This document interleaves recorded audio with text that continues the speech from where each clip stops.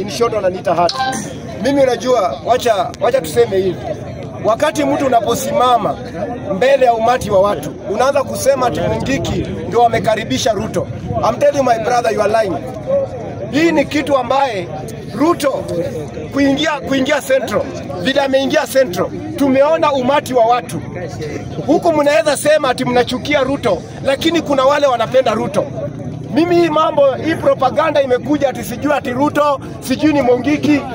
Sasa tunataka kusema wale ambao walikataza Gachagua kuongea kwa kanisa walikuwa Mungiki.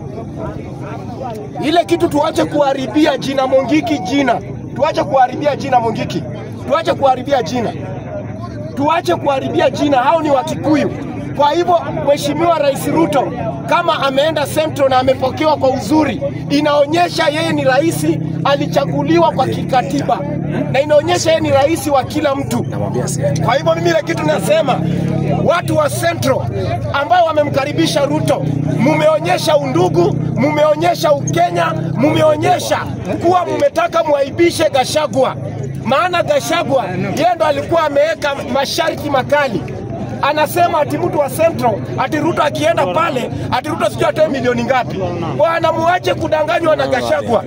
Gachagua sasa anawadanganya. Ruto akirudi 2027 atakumbuka nyinyi mlimuitisha pesa ndio akuja atembee huko upande wa mlima. Kwa hivyo nyinyi mkae mkijua mnaingiza maisha yenu ndani ya makaa ya moto ambayo ni Gachagua. Gachagua ni mtu alimpichiwa na Gachagua ako na hasira. Maana Gachagua alikuwa amezoea mali ya bure. Alikuwa amezoea gari anawekewa mafuta bure na serikali. Amezoea nyumba za bure za serikali. Amezoea alikuwa amepatiwa tenda na tenda imeshatolewa. Sasa Gachagua gari yake anaingia kwa mfuko. Nyumba analipa kuingia kwa mfuko. Hiyo ndo maisha inauma Gachagua sana. Na ndo akiangalia Kindiki ako mahali penye alikuwa anakaa inamuuma. Na ndo unaona Gachagua anapayuka anaropoka. Ninashangaa sana. Gachagua alikuwa anaitisha Ruto bilioni 10. Kwani unamuitisha bilioni 10 na wewe leo hii unajiita truthman? Sasa hii Mkenya anateseka na ulikuwa unataka bilioni 10. Bado uliibia wa Kenya milioni 700 na ukaiba na zingine. Yaani wewe unajiita ati wewe unataka kusaidia na kumbe wewe ndo mwizi na mnyang'anyaji sana. Mimi ile kitu mimi nasema hivi. Mtu kama Gachagua ni mtu wa kuingiza wa kuzamisha nchi kwenye bahari. Ni kama vile feri itabaki imezama kwa bahari. Huyu ndo Gachagua. No wonder Ruto aliangalia kaona mtu kama Gachagua akiendelea kukaa pale hivyo. Huyu jamaa ataiba na huyu jamaa atakuja kusababisha hata kifo chake. Kwa hivyo mimi kitu mimi nasema hivi. Gachagua kama wewe unataka tukujue ni kiongozi. Mtoto wa ndugu yako ako ndani miaka 30. Ulimweka ndani kwa nini? Kwa sababu anapigania haki ya mali ya baba yake. Wewe ni mtu umechukua mali ya watoto wa ndugu yako wanateseka. Mjane ambaye ni mke wa ndugu yako anateseka. Unakuja kutembea hapa ati wewe unajua kupanga watu. Acha tukwambie Gachagua bwana. Sisi tunakuambia ulishatolewa na itabaki ni hivyo. Na wewe ndo unaenda kuingiza mlima kwenye shida. Na mimi nawaambia watu wa mlima, when deal is good, think twice. Mkiona Gachagua anaanza kusema sijui muitishe pesa, my dear friend, torokeni kwa hiyo kitu.